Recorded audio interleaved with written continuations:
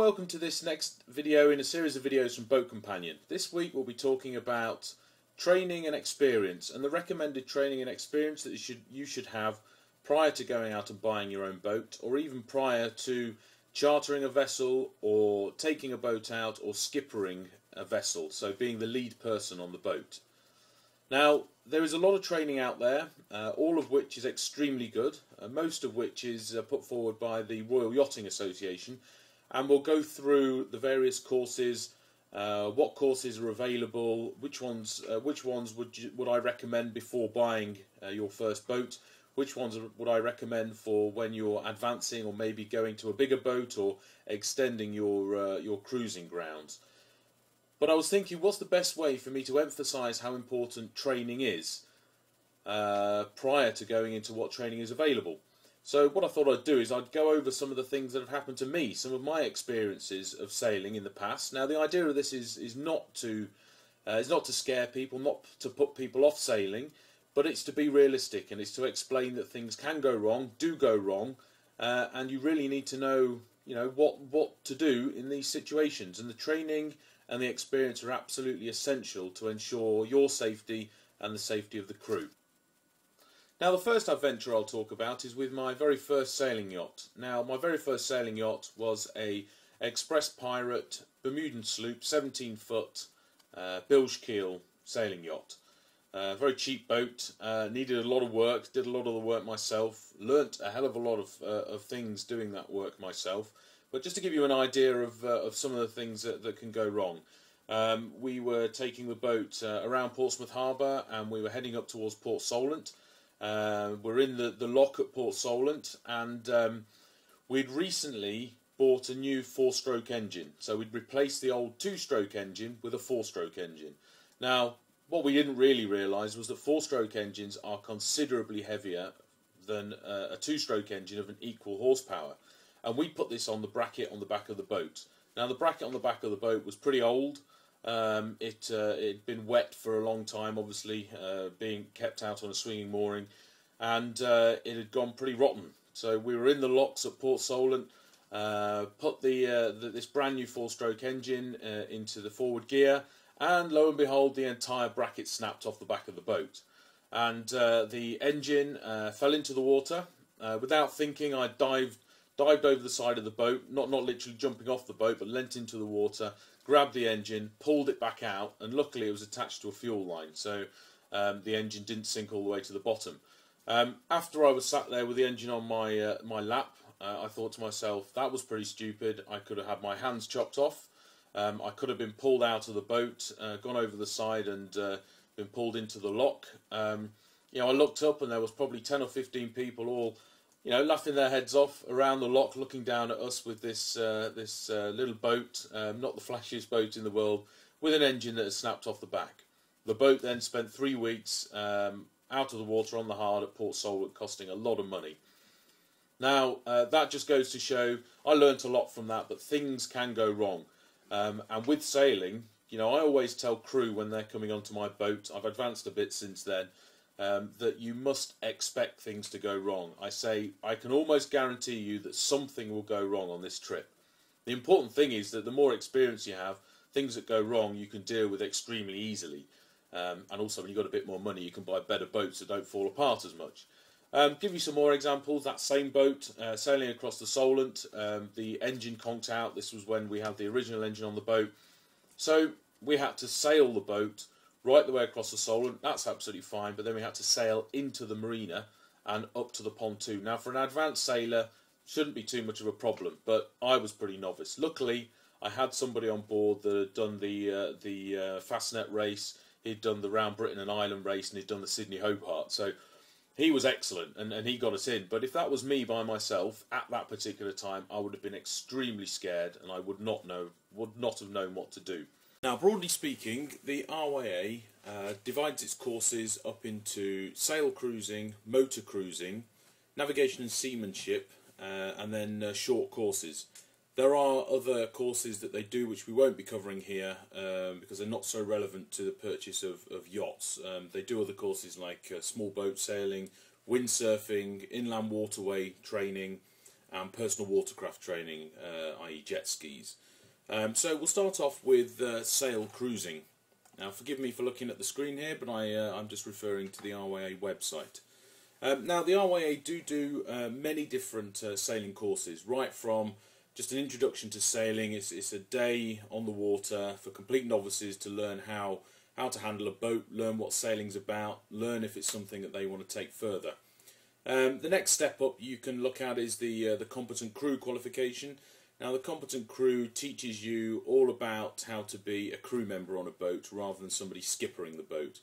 So it deals with things like tying the boat off, grabbing buoys, what all the different parts of the boat are, what's expected of you as a crew member, sail handling, all that kind of thing.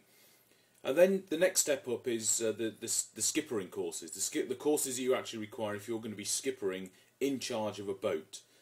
Now, the first one is the day skipper course.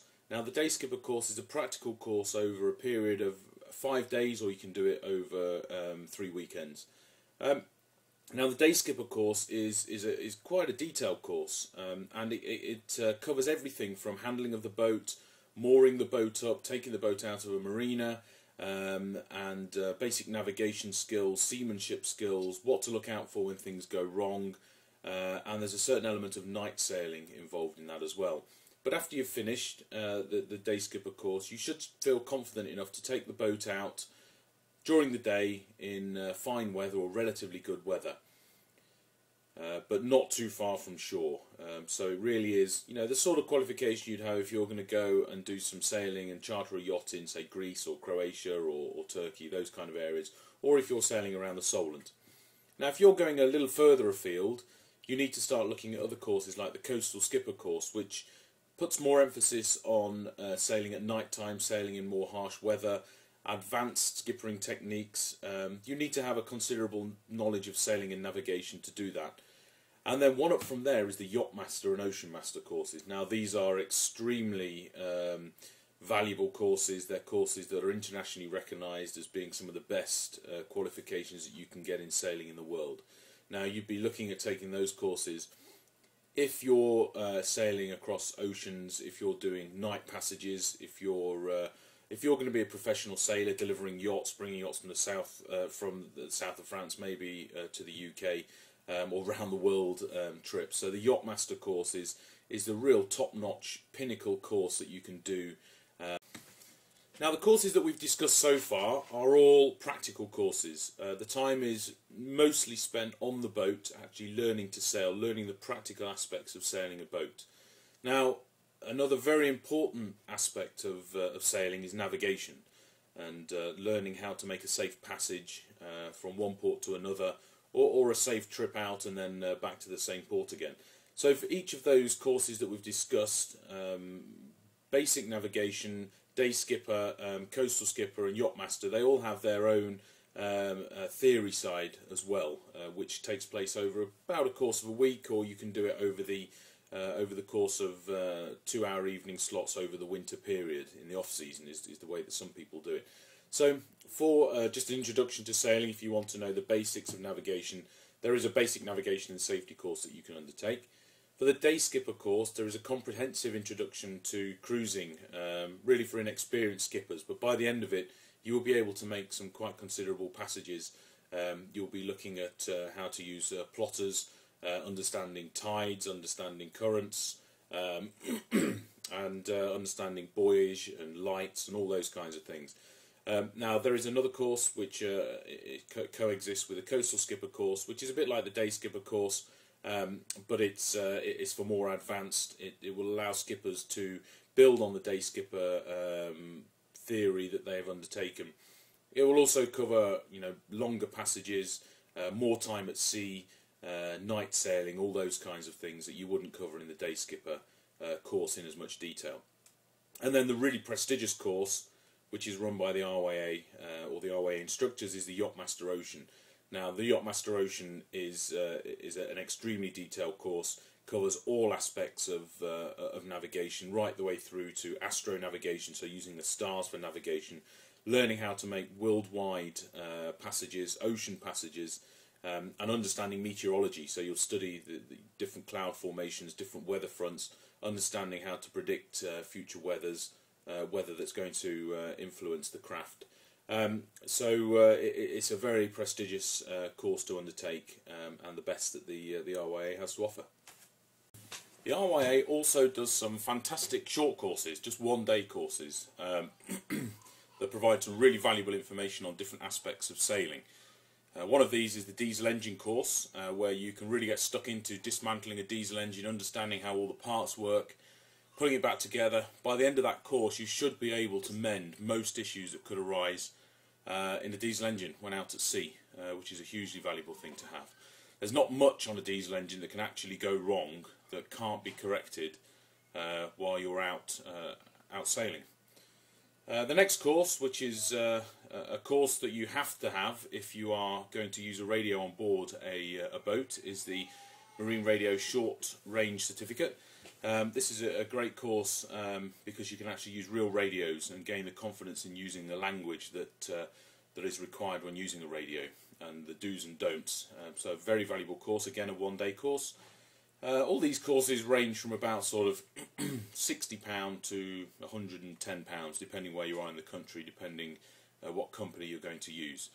There is another course, radar course, learning how to use radar systems, and learning how to avoid collisions, and a certain amount of GPS work is included in that. There is another course called Sea Survival, again a one-day course. This is a course that you will need if you are going to do any commercial work on boats that we'll talk about in a second. It's a great fun course, and it's something you should do even if you're not into sailing or not going to be going offshore. It's just something really fun. You get to play in a swimming pool, having buckets of water thrown at you in life rafts, and climbing into life rafts, jumping off platforms, turning life rafts back up the right way.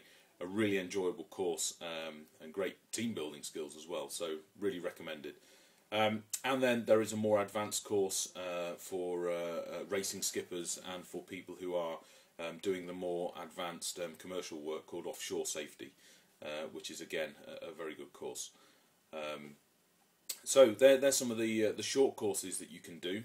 We're going to go on now and talk about commercial endorsement and using these courses when in different countries. Most of what I've mentioned so far has been related to sailing yachts. Now the navigation side of things is equally relevant for powerboats, cruising boats, as it is for sailing yachts. But there is a series of courses which are run by the RYA and by the RYA instructors that cover powerboating. The first one is Powerboat Level 1, which is quite a basic course, but is a real good introduction to launching and recovering a boat from slipways and boat handling and the safety equipment you should have on a boat. There's a more in-depth course, which is Powerboat Level 2, where you can learn close quarters handling, high-speed manoeuvres, man overboard, collision regulations, and there's a fair amount of navigation in there as well. So again, Powerboat Level 2, a highly valuable course. Then there's intermediate powerboat, which looks at pilotage and passage planning by day on coastal waters. So it's a little more advanced. You know, you could look at going for longer distance sails between different ports, different marinas. Then there's advanced powerboat, which is the kind of prestige qualification in powerboating from the RYA. It allows you to navigate day and night. It allows you to understand unfamiliar waters, more demanding conditions, how to deal with large seas, how to deal with man overboard, and you need this advanced qualification for certain types of commercial activity, offshore commercial activity. Well, that's it for this week, and I hope you've enjoyed this video on training and recommended qualifications. I hope you can join us next week for a discussion on safety equipment.